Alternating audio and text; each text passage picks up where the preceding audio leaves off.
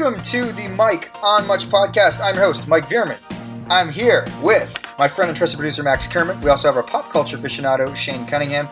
And joining us, as always, is intern Erica on the dials. Of course, the four of us are not together. We are in our four homes, spread across Toronto and Hamilton. And we're bringing you another pod from isolation. Guys, what's been going on? Max, you're hosting like the most popular talk show in Canada right now, every day on Instagram. Yeah, your brother said that I'm the only guy that could find himself a full-time job in the midst of a global pandemic, which I think is a great compliment. But yeah, it's been really interesting and fun for me because I am a busybody and I do like to keep a busy schedule. So every day, 1 p.m., I got to be on. But it's actually way more tiring. Like I get to 5 o'clock every day and I'm like, I need to go to bed. Like I'm kind of exhausted because it is kind of like performing. And then like a week ago, I was doing a lot of press about it because the news was looking for anything to talk about that wasn't COVID. So they're like, oh, that guy's doing something. Like, let's get him on. So I was doing all these live hits on like CTV and City News and CBC. And so I get to like 8 p.m. I'm like, I've never been more tired in my life. But it's been fun. And a lot of people who are usually busy don't have anything to do. So Darnell Nurse came on, Tyson Berry came on, Mitch Marner. Like kind of the rules are out the window when it comes to like these asks because there's a lot of athletes that are just kind of sitting around. So Ron McLean, we convinced him to join Instagram and like we broke the story. Which was fun. Oh, also, we had texted Tessa Virtue about coming on, just see what she's up to. And I've known that she's dating Morgan Riley of the Toronto Maple Leafs for about a month now or whatever. But and so I told her, I was like, oh, don't worry about mentioning Morgan. I know you guys were hanging out in Vancouver together. And then she was like, oh, Morgan might want to come on the show. I was like, okay. But I don't think they had said anything publicly about this. So sure enough, like she's like sitting in sort of a kitchen, but who knows whose kitchen it is. And then all of a sudden Morgan Riley shows up.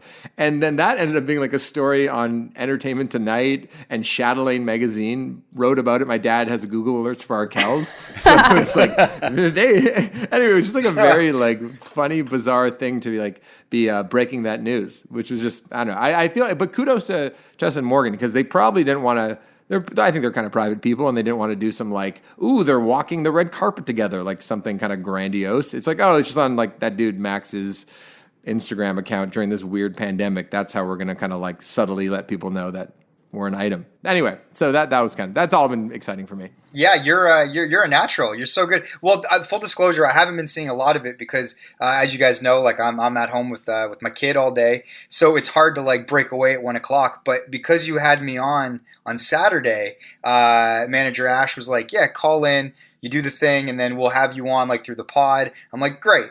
But so I was supposed to be on at 1:30, but then you had Ron McLean on, who just joined Instagram. Huge story. But then I was told, hey, man, Paul Coffey might be jumping in, so you might actually get... So all of a sudden, I was the guy getting bumped, like, on The Tonight Show. Like, I kept getting pushed back. You're like Matt Damon. I'm supposed to hit the window... Yeah, I was Matt Damon in this scenario. My kid was like napping. I'm like, this is perfect window. But then the longer Paul Coffey's going, I'm sitting in my room just waiting patiently with my headphones. Paul Coffey was great, by the way. I saw that he broke the news that Bruce Springsteen recorded an album in 3 days and he's coming out with it. So that's exciting. You got another exclusive on your... Well, that was crazy. I was like, Paul, do people know that? I know you're like best friends with his guitar tech who would have the inside scoop if Springsteen has a new record. But it's like, I haven't Googled it yet, but I should Google it. But like, has anybody heard that Springsteen has a new record in the works? Like, I don't know if that's necessarily out there. So the idea so then I said that to Paul. I was like, Paul, does the public know this information? And then he just kind of like, you could see the wheels turning and he goes, I didn't say it. You said it. You said it and he put it on you. Which I clearly didn't. There's video evidence of me not saying it. He said it. But you were great, Mike. Thank you very much for coming on. Thanks. Well, you know what though? Well, like I said, it's hard for me to find the time during the day to see your show, but I know you're doing the show, obviously, because it's all over social media. And I had no doubt that you'd be amazing at it. It was great to see it. But I did find time to watch Shane go on your show today because I was like, oh, Shane's going on. I got to see what's going on there. So I managed to catch like I'd say like the main chunk, and then I had to go because Winona she was busybodying again. But Shane, I thought you were great. I thought you had a bunch of good questions prepped. Kept Max on his toes. You were really good. I was amped for to be on about. I was told I was going to be on at 1:15. I ended up getting on. So Ash told me to go on at about 1 to kind of just wait my turn, and I didn't get on till about 2. So it was even 1:35. Come on. Well, there was a lot of anticipation, and by the time it came around, I was just like, like my nervousness had built up to a fever pitch. I almost forgot that you were my friend, and I was just getting so caught up in, oh my God, all these people are going to be watching it. You know what I mean? So I did feel a little weird. I was super aware of that. Your face is on it. So I had so much time to look at my own face as I was getting ready to even be on the show that I was picking out an angle. I was like, okay, Erica said to be in front of a window. Then I'm like, okay, this angle's not as good. And I'm like, okay, I'm going to different places in my house. I set up like 4 different spots, but my Wi-Fi was shit in the room I'm in right now. So then I looked amazing in this window behind me. And the light was coming in. I was like, oh my God, I'm going to be getting so many comments from women like, this guy's hot or something. But then I ended up going to the other window and I didn't look as good. So I angled it upwards, hoping you wouldn't call me out on it. But it was one of the first things you called me out on. But you were holding your phone like way like you're looking at the sun or something. Like it's supposed to be like a slight tilt above your head. It was like an aerial view of your head. Yeah. And like you said, my arm was getting so tired because all the professional Instagram livers Instagram livers, they set it up on a tripod so you don't have to hold it. And then you're way less conscious of the camera. Yeah. Well, you did great. Shane, you were worried that Wayne Gretzky was going to be on before you or something like that? Well, I saw Paul Coffey was on before Mike. I was like, holy shit, they're actually having like real celebs on before me. And then he was talking about Wayne Gretzky a lot. And I was just thinking, he's probably setting up Wayne on for the next day or something. And I'm going to go after Wayne. And another thing I don't like about the lives is you can see the number of people watching and dropping in real time. So it's like Tom Power's on, the things shoot up, and then you have a nurse on. I got bumped for a nurse. I know they're heroes at this time. Were you going to make you're going to complain about that? I was going to, and then I thought better of it.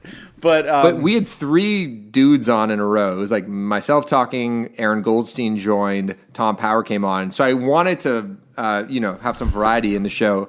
So I clicked on Vicky, just a random person. That's sort of the nature of Flatten the Curb music class. I just pick a random name and they join. And then I just see in the comments from Mike on Much, Vicky, in capital letters with a question mark. Like, what's Vicky doing on the show? Just heckling Vicky. It was really good. But speaking of Wayne Gretzky, when we had Ron on the show, by the way, Mike's face is frozen. Yeah, he's frozen with this, like that. Hilarious, incredulous look. Oh, I got to take a photo of this. This is fantastic. Oh, this is so great. Oh my God. Okay.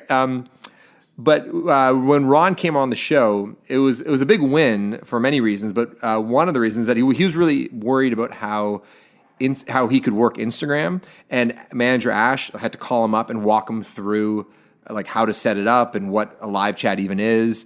But so the chat starts off and he gets a phone call. I'm like, oh fuck, he's got a phone. This is gonna throw him off. And then after he was done, he texted us, and it was Wayne Gretzky calling him. Wow. That was who was interrupting the chat. So just a funny little tie in there. What did Wayne want? I don't know. I should follow up. That'll be our part 2 of our interview. Yeah, he wanted to know how you get on your show, Max. That's actually a good idea. We should get Wayner on. That's not a bad idea. Oh, that would be a great one. Yeah. Nailed it. Good work. But so that's me. How are you guys doing? Well, any updates since we last talked? For me, it's same old. Every day gets a little bit. I feel like every day I get a little bit sharper. I'm enjoying this a little bit more and getting more used to it. Are you being productive outside of family tree stuff, which is very busy? Are you doing anything else? Just at work, I'm so much better. Like I'm producing better stuff, I find, and more of it, especially when you're working from home. You're kind of obligated to show that you can handle working from home. So you have to kind of prove that you're doing shit. So just by the nature of that, I'm producing more because I'm enjoying the privilege of working from home. And I find my stuff is pretty good right now. Is your work different right now? Like, have the assignments changed or what's going on? Well, there's just more immediacy. It's like, okay, guys, this is kind of a trying time, so let's try to get new business, and the business we do have, let's try to make it amazing, and think of creative, clever ways to do a workaround. Especially some shoots aren't possible, so you have to think of kind of ingenious solutions. Mikey, how are you doing? How's your state of mind right now? How's the cabin fever? Oh, I'm good. I've found that I've adjusted as time has gone on, and I get used to sort of like the day has revealed itself now. It's like having a toddler full time running around this apartment. It's like we're starting to get better at managing how that's going to work. Because Danica's, she's very busy with her job. She's on calls a lot all day. Like Shane said, we're still writing a ton. Because it is such a sort of unique and unprecedented time in our business. But I find it hard to work during the day. So I'm very envious of like the house people who they might be able to go to an office. Well, like if, your wife could hang with the kid, or if Shane can hang with the kid while Alex does work, whatever that is. We don't really have that space. So it's almost like we have to both kind of like the kid, like Winona will sort of be like, oh, mama, while she's trying to do calls, and I'll have to sort of like keep her outside the door. So I find that I'm doing most of my work kind of at night after the baby goes to bed. But like I said, we're sort of grooving, and the more it goes, the longer this goes, the quarantine and the staying inside and the social distancing, the easier it's becoming for me. And anytime I do kind of start to get like cabin fevery, or I start to feel like, oh man, like this is a weird situation, I honestly I just have to turn on the news and see that there's and I'm not trying to like sound sanctimonious or like whatever. I'm just like, people that are actually out there like doing real work, whether it's like in the grocery stores or all of these like medical professionals that are out there like actually risking their lives, or the people that are having struggling with this virus and stuff like that. I'm just like, man, we're so lucky to sort of like be cooped up in the apartment, because I know it could be much, much worse. And you just sort of like hope that, that it keeps going this way, and that everybody stays healthy that can stay healthy. But yeah, so like it's been an interesting time, but I would say the further it's gone, the easier it's gotten for me. Yeah, that's it. How about you, Max? I mean, you're working every day at 1:00 and then going to bed at 8:00. It's been good. I've liked it. At first, I was a little concerned with how I deal with it, because seeing my friends is like such a huge part of my life. But the work has kept me busy. And yeah, you can talk to people on the phone, and there's a lot of text groups and stuff like that, so it's okay. But, as the producer of this show, I was supposed to provide topics for us to talk about. Most of the things in the news are such a drag right now, so I thought we'd do a listener mailbag. And there's been a lot of really good questions that actually have come in so far. But before we get to that, Shane, quickly, did you see the Colton Underwood post about his book and also having COVID? I saw that he had COVID. I didn't see anything about his book, though. Okay, we'll save that for the next episode. It was just a very weird post. Just tell me. Tell me. I can't do that. It's just a weird video of him like going like, hey guys, I do have COVID-19. I'm doing okay. I know it's a weird time, but it's also want to tell you about my new book that's coming out. And I'm not trying to like get attention for the book. I just want to let you know about the book. It's about my life and everything I've gone through. I'm doing good though. But he's just kind of like looking at the camera in the bed. It's just like, it was just a weird thing for him to be like pushing his new project while also talking about COVID. And then he tweeted, a full week since my first symptoms, and I have only a very mild cough. The medicine, and then he puts hydroxychloroquine, whatever that name of the drug that Trump has been pushing, and the one that starts with an A, as if I can't say it, seem to be working very well, feeling so much better. And then we're like, are you pushing drugs too? Like, you seem like a weird plant for like a spokesperson. Because you know how these Bachelor people are always pushing products on people, like whether it's like protein shakes or whatever the fuck. I was like, yeah. Oh, do they have him on the inside? Does this drug company want him to be pushing the product. I just thought the whole thing was very bizarre and kind Interesting conspiracy theory. Yeah, I like that. Yeah, it is kind of a conspiracy theory. Yeah. But I got some questions. Should I start with the questions? Open it up? Yeah. Do it. Let's do it. You lead, baby. So this is from Corey McEachran. Do you think it's a good time to release music? The prime example being early spring drops, Dua Lipa releasing a week early, and Gaga postponing. There's a lot to be said about wanting material to land right while being mindful of sales, streams, and promo rollout. I think it's a great question, and we can open it up to movie releases and online and like Netflix streaming, because I was thinking specifically about Tiger King, which we will have its own standalone episode for, and we'll really dig into it. But I'm thinking that movie came at the perfect time because everybody is quarantined looking for things to stream. So what do you guys think about like putting out art, especially when it comes to movie and music right now? Mike, let's start with you.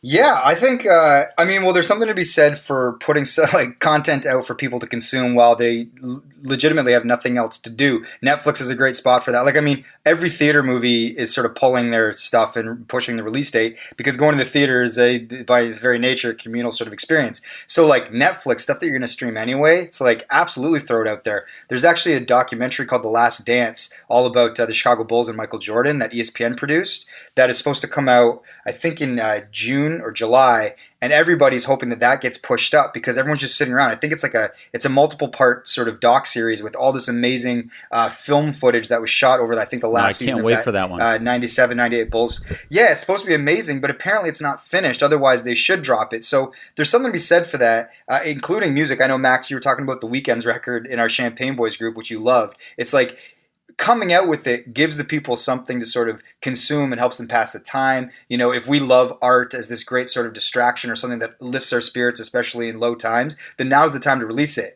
On the other hand, if you're sort of like Haim or Gaga and you had like a concert sort of planned around the release of an album and that's not going to happen, maybe you do pull it back. I don't know.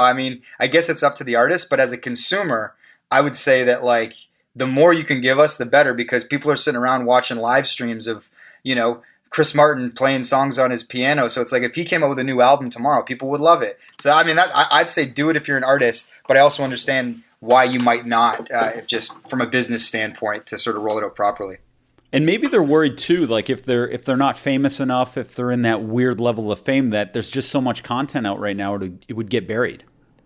Shane, have you discovered anything that you probably wouldn't have because of the quarantine? Or is your appreciation of Netflix different? Or what do you think about this? Well, I'm busier now than I was before, just in the home with like little projects and stuff I'm doing. So I'm kind of watching less TV, with the exception of Tiger King. But I have gone down little Tiger King rabbit holes. And speaking of music, Joe Exotic is a musician. At least you'd think.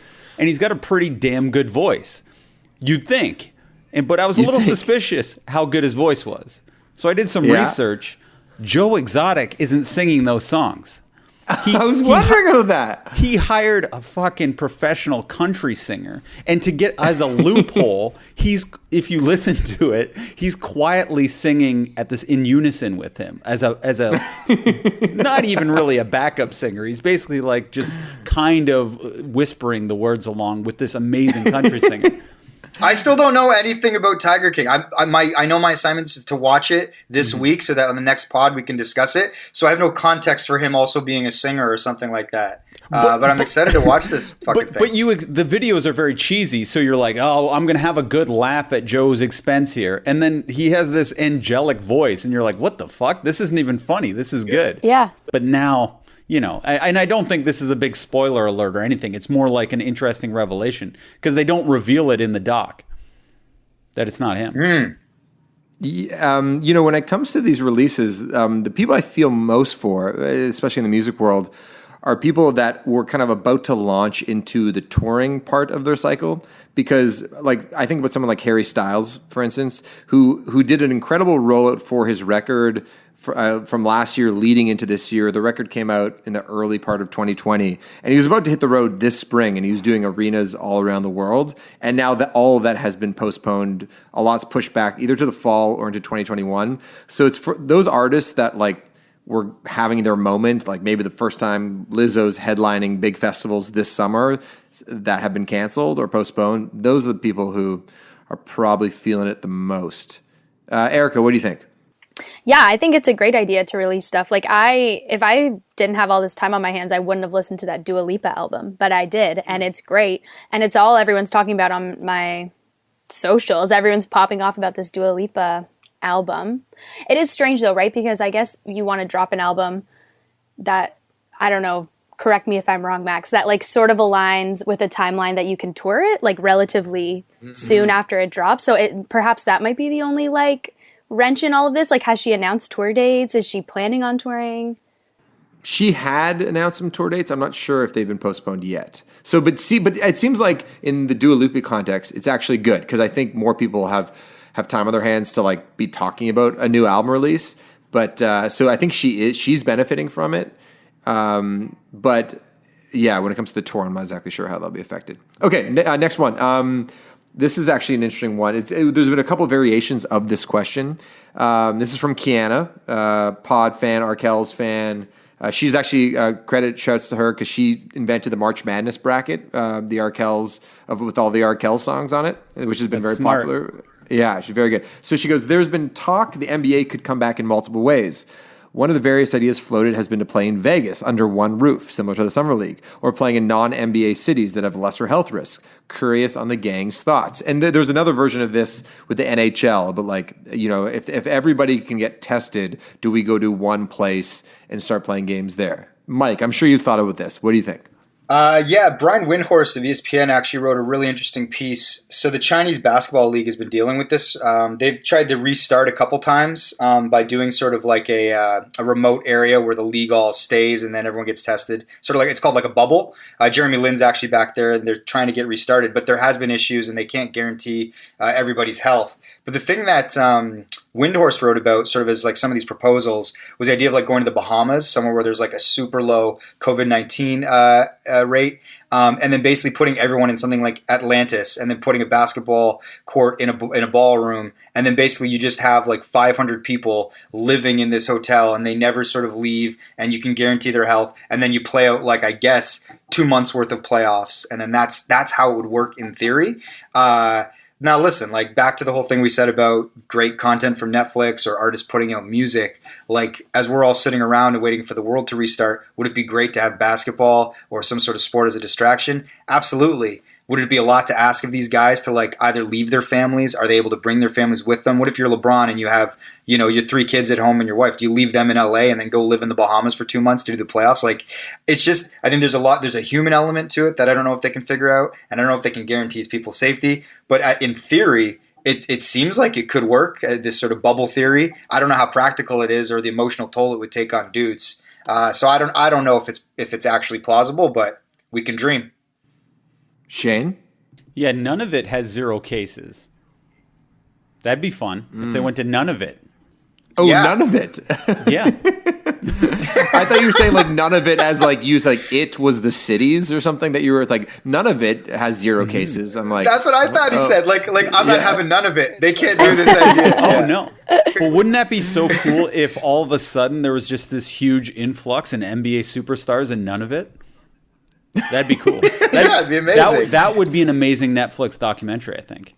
Oh, it'd be like a Disney movie. Yeah, well, the whole thing is making me think about what the Hollywood reenactment would be for this, because it's kind of like, I'm not comparing the two, but like people going off to war or like going off to space or something like that, where it's like you have to say goodbye to your family for the greater good. But the difference is that like the greater good is just like taking care of bored people at home like that are sick of Netflix. So it's like we have to go to the Bahamas because there's a nation of people that are really counting on us. But the nation of people that are counting on us are like people that are just like, you know, getting like YouTube home workouts and watching like, okay, I got Prime now and Crave and Netflix, and it's like, but it's like that's not good enough. So these heroes are going to go off and play basketball. It's like not like they're going to war or trying to improve science or something like that. But it feels like we are so soft, psychologically speaking, as people, that we might need to do this, and the Hollywood movie will and should be made. What actor would play LeBron James, you think? LeBron James. I think Cuba Gooding Jr. would be funny. Just because he's only like 5'8". Yeah, they'd have to cast a bunch of really short guys around him. Yeah. It's like Armageddon, but with hoopsters. It's like That's what I mean. That's what I was thinking of. Yeah. Yeah. Have you ever seen Ben Affleck's? There's like a short clip of Ben Affleck doing like commentary, director's like DVD commentary on Armageddon, and he's just so funny in this like a minute and a half clip that I've seen on the internet, where it's all like these like salt of the earth drillers who they're sending to outer space, and Ben Affleck starts joking, speaking about Armageddon. He's like, "You're telling me it's easier to teach drillers how to be astronauts than it would to take astronauts and teach them how to drill?" And it's like, "Nope, I need my guys." And he goes in, he just rips apart the whole plot. Well, Michael Bay hates that shit. It's like nope. Oh, it's so funny. It's so funny. What does Michael Bay hate? Well, Shane? anytime someone tries to pick apart his stupid movies, he's like, "It's a movie. It's a fucking movie." Like, he just hates it. That's so funny. Fuck, I had another thing actually related to Ben Affleck doing director's commentary on things. Basically, Fincher was doing a director's commentary on Gone Girl, and Ben Affleck, I guess, like insisted on having Emily Ratajkowski play that part. He was like very keen on bringing her in for the thing, and then Ben Affleck, and then Fincher was like, I like don't really pay attention to who wrote the screenplay? Was it Fincher or? I don't think he writes screenplays typically. He's just a director. Yeah, no, he directed it. He's just a director. But somebody else wrote it. But basically, he had no clue. Fincher had no clue who Emily Ratajkowski was, and then she came in, and he's like, "Oh, I get it. Okay." That's like sort of like the gist of it. But yeah, that'd be interesting. What do you think, Maxi? What do you think about the idea of them? Do you think that they could resume sports in an isolated place, like with this bubble theory? I guess so. I mean, it's just like if one person gets it though, then we're all like, okay, well, we're fucked and we look like real stupid idiots. And I think about that in relation to everything moving forward when it comes to, should bars be open? Should we have concerts? Should we have like any group gatherings? Because okay, here's what I'd say. The person in charge of making that thumbs up call has a lot of pressure on their hands. You know what I mean? Yeah. The public health official that is going, all right, guys, go for it. Because if things spike up again, then that person's going to go, shit, did I go too early? But also, I know there's other things to consider, like the economy and weighing the plus minus of all that stuff. So it is a calculation for sure. But like, talk about pressure. Talk about that responsibility that those scientists and public health officials have when it comes to like giving the diagnosis and the suggestions to the government. That is, I can't think of another job right now that is more high pressured. Seriously. Okay, let's get on to the next one. Shane, this is just one for you. What did you think of the Bachelor final? Because we didn't get a chance to talk about it because Corona hit right afterward. The finale of The Bachelor. Well, that was kind of a shitty season, but they made up for it with an awesome finale, I thought.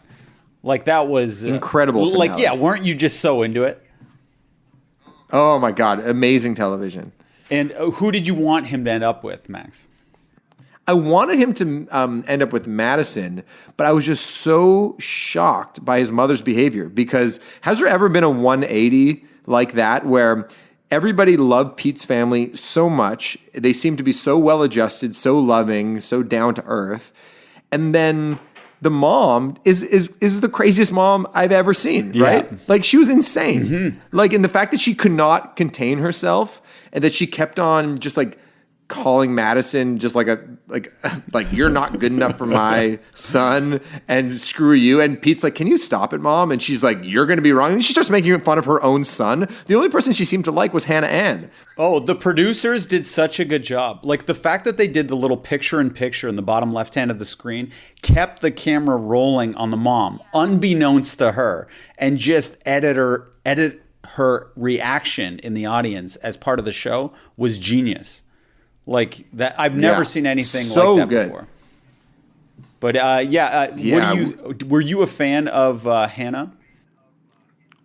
No, I had nothing for Hannah, but I did kind of fall in love with Oh, Madison. I love Madison. I like. Oh my god. I like Madison off the top of the season, but then as the episodes progressed, she was like one of the few that didn't really get catty very often. And I was like, do I want to marry Madison? I think I do. Like, I'll be religious. Like, she me wants too. She wants a religious guy. Like, I will find Jesus if Madison is interested. 10 seconds in, I was like, that's the girl.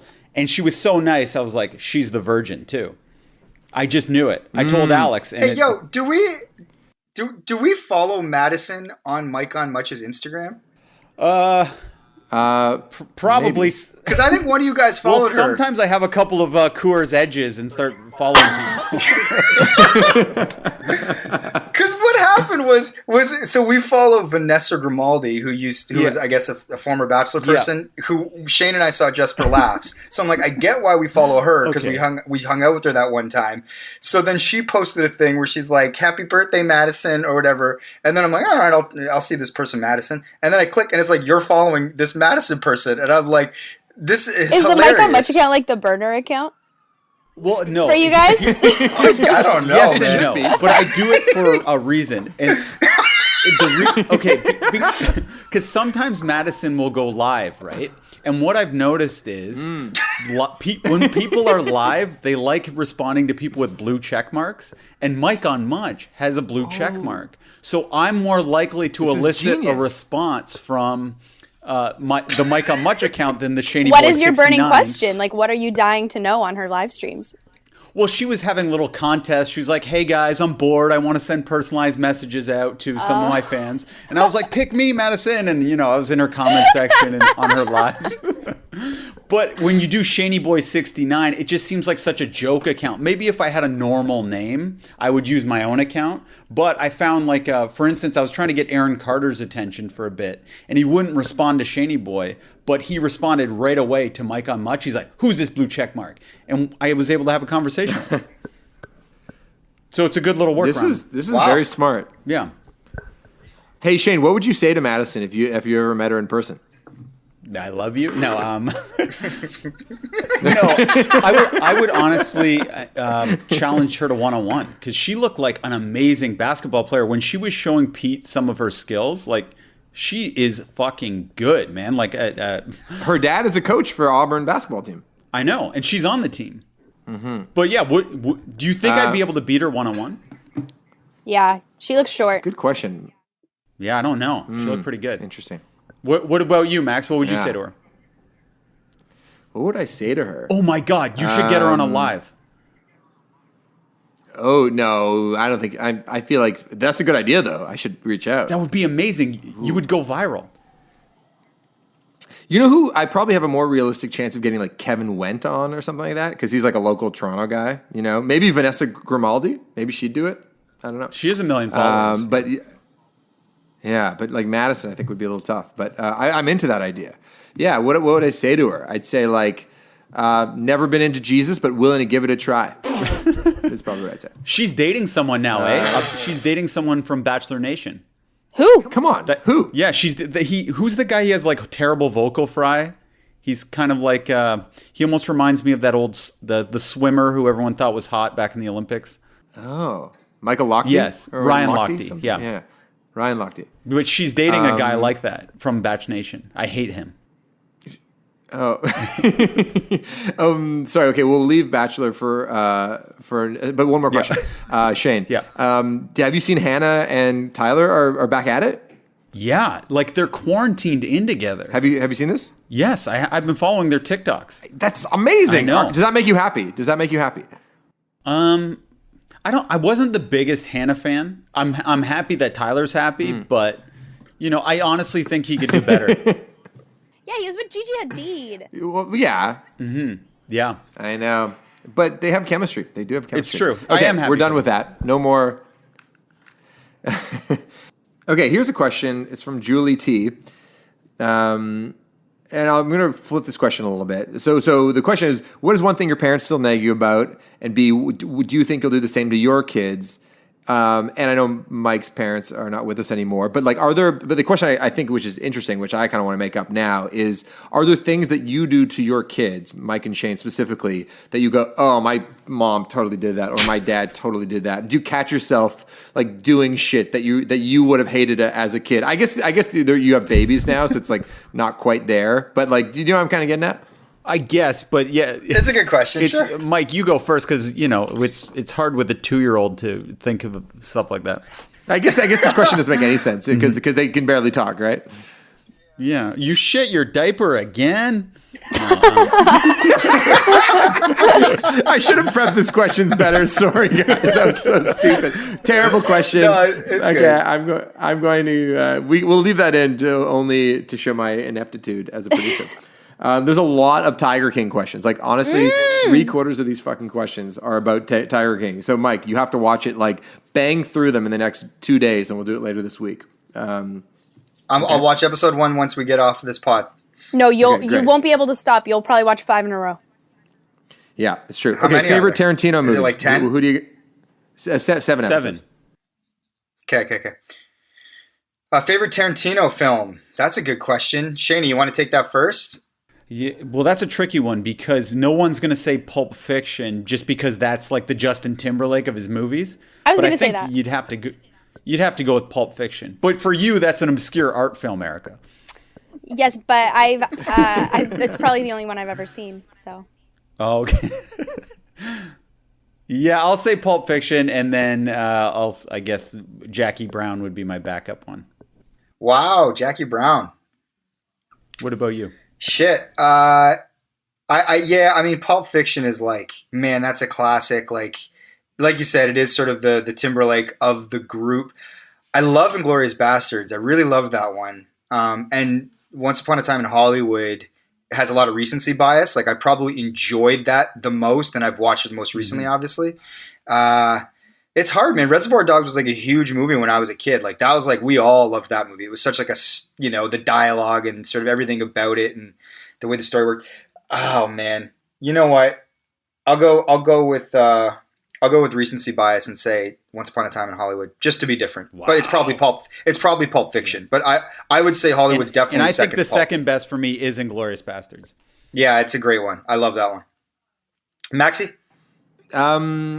You guys have a better memory for all these movies. I've seen them all, but I don't necessarily remember all of them that great. Like, Pulp Fiction's great. I like Kill Bill too. But you know what's funny? Some people are biased towards like things that, they experienced when they were between the age of like 17 and 21 or whatever. I don't know if I'm that sentimental about music or movies in that way. And I love Once Upon a Time in Hollywood. I've seen it twice now, and I loved it even like probably twice as much the second time as I did the first time.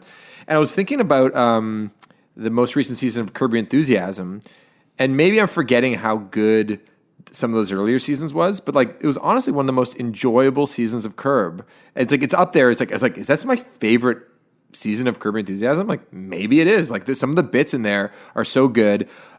These sort of social justice stuff that he takes on in a really funny way is like sharp as ever. And he kind of dropped at the right time. He like takes on like some of the Me Too stuff. He takes on race stuff. And in a very Larry David kind of way. And I said to my friend Matt Brookman, I was like, do I like this season the best? And he's like, no, that doesn't make any sense. But I was like, do I? Maybe I do. So anyway, to answer the Tarantino question, I'm going to go with Once Upon a Time in Hollywood because like I could just look at Brad and Leo on screen looking like cool 60s guys for forever. It's just very watchable. I feel like it's one of those films that's going to, like, as it comes on TV over the years, you're just going to sit in any 20-minute pocket of that film. It's just, yeah, I agree. I need to see that one again. But as far as Curb Your Enthusiasm goes, did you find it weird that they didn't acknowledge Funkhauser's death? They kind of, well, what did they say? They said he's in China with his girlfriend. That's a very kind of Larry thing to do, though, right? Like, it would have been weird for him to be like, he passed away, if he actually had passed away in real life, which he did. It's funnier and more Larry-esque to be like, he's in China. Yeah. Like, that's just like, they kind of take the piss of it. Okay, Shane, what questions do you got? Let's finish with you. Okay, I tried to have some, like, you're always telling me to lighten up and whatnot, so I tried to have some fun questions here. These aren't hilarious or anything, but just frivolous. Have you guys gone a day without showering yet? And I include Erica in the guys, obviously. Yes. Oh, fuck yeah. Maxie? You know what? I feel like I've been exercising more than ever. So I think I've been showering most days. Oh. So I actually maybe shower more now than I maybe normally do. And I'll answer too. I've gone a day and a half without showering for a couple days in a row. Not in a row. I showered and then went another I will day. say, Yeah. until I went on Max's streaming show on Arkells Instagram, I hadn't even like really thought about what I looked like in like 2 weeks. And I was like, oh shit, I'm gonna go on this thing. I know a lot of people are watching it. It was for the first time in forever. Like I actually put some stuff in my hair and like I thought about what I looked like. And I actually had not thought about what I looked like at all for like 2 weeks. I don't know. Maybe that's bad. Maybe, they say like when you work from home, you should like, get up and put some jeans on and stay in a routine. I was just so like sort of like out of sorts for that first week and a half where it's like, I'm with the kid, all this stuff that I just actually kind of stopped doing everything that I normally do. You shower before you go into work, all that stuff just kind of carried over. But now I'm trying to get back into a routine. Well, what's the longest you went then without showering? 2 days? Oh, probably like, yeah, two days, maybe 3 at its height. What about you, Erica? Yeah, probably 2. Okay. Yeah. Now this one I kind of have a joke worked into it. It's and feel free not to answer this question, but has physical intimacy gone up or down? And for me, it's gone up and down and up and down and up and down. Oh, I'm glad you guys like that. Okay. Pass for me. Mike, what do you got? Oh my God. We good. Yeah, we're good. So you won't say up or down. That's fine. Over to you, Erica.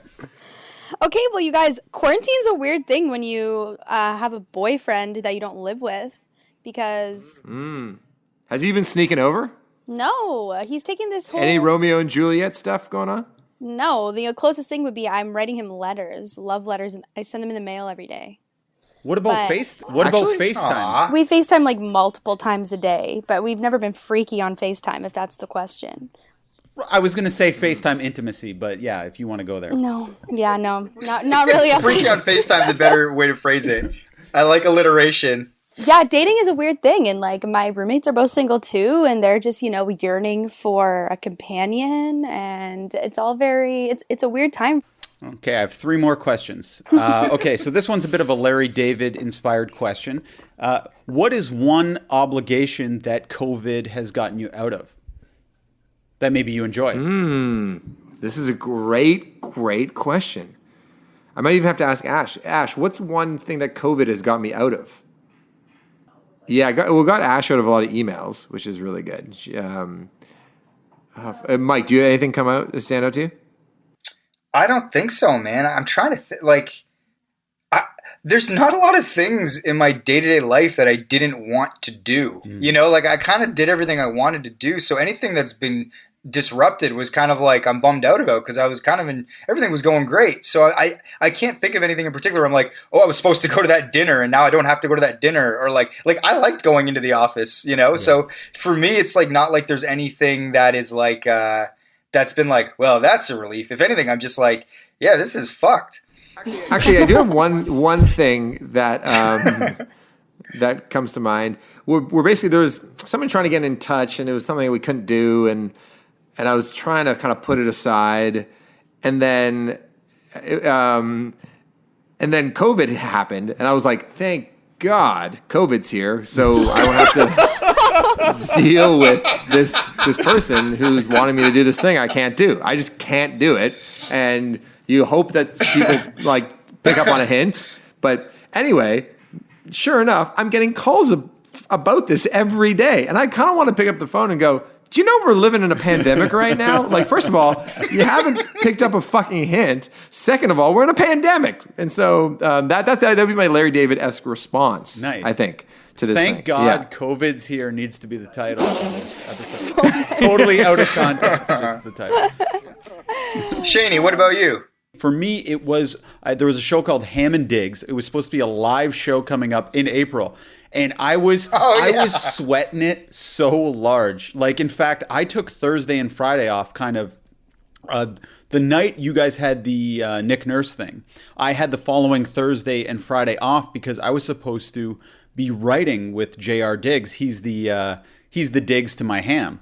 So I got to not go into Long Point Lodge where he lives and write with him. And then I just got to kind of bunk up early with my days that already booked off, which I looked at as a blessing because otherwise I would have gone into the office and kind of potentially exposed myself to more COVID opportunities. So I looked at that as a bit of a blessing. Yeah. Good job, Erica. So the show is postponed, needless to say. Yeah. I've been avoiding the TTC, which is great. It really sets my days off on a horrible foot and horrible mood. So I haven't been on the TTC in days. I also have been spending literally no money. Like, all I've been buying is groceries at the grocery store, which is great. My commute, I kind of have to go through the Eaton Center, which is like a very dangerous place for me. So those are the two highlights probably. Okay, 2 more questions. This one's quick. Just who's more annoying, you or your roommate? My roommates, both of them, are way more annoying than me. Okay. Mikey?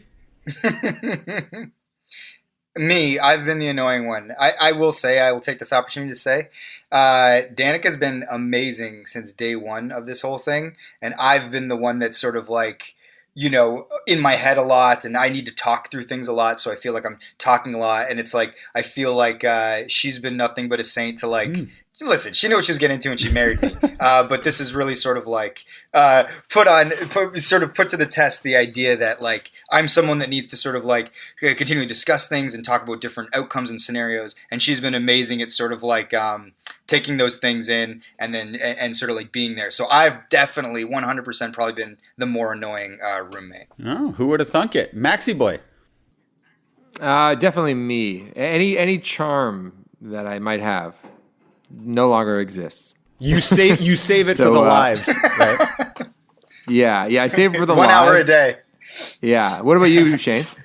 Oh, I'm way more annoying than Alex. Like, so much more. And I was actually talking about this the other day on our podcast. I asked her who was more annoying. We both agreed I was. And what makes me more annoying is that I get annoyed so easily. So it's kind of ironic. Because she always has such nice intentions and I'm very snappy, I find. Well, if that's the unit in which short-tempered. we're measuring, perhaps I am the more annoying one as well. Okay. Kindred spirit. Yeah. Okay, this is the last question. I was trying to find something that was like marry, fuck, kill, but like that was COVID appropriate. So out of Michael Jordan, Paul McCartney, or Obama, who would you rather see his face, stay at his place, or cough in his face? Whoa. So what's the first one? See his face, like FaceTime.